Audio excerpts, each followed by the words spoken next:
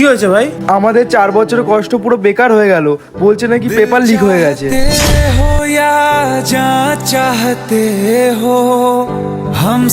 Please please দাঁড়াও, আমার কথাটা তো একবার শোনো। কি শুনবো? হ্যাঁ, আরে এখানে আমার দোষটা কি বলো? আমি কি করতে পারি? না না, এখানে তোমার কোনো দোষ নেই আর না আমার কোনো দোষ।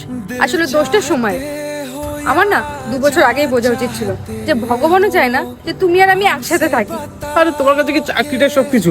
আমার কোনো দাম নেই, আমার ভালোবাসার কোনো মূল্য নেই। তুমি তো আমাকে বলতে আমি তোমাকে ছেড়ে দিল, তুমি আমাকে কখনো ছেড়ে যাবে না। হ্যাঁ আমি বলেছিলাম, কিন্তু সেটা আমি 7 বছর আগে বলেছিলাম আর তখন ছোট ছিলাম। আর কাল যখন বাবা মা আমাকে একটা সরকারি চাকরিওয়ালা ছেলের সাথে বিয়ের জন্য বলবে, তখন আমি কি বলবো?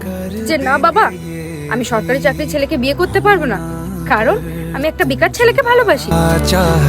অনেক আসল লাইফে বাঁচতে হলে, থাকতে হলে না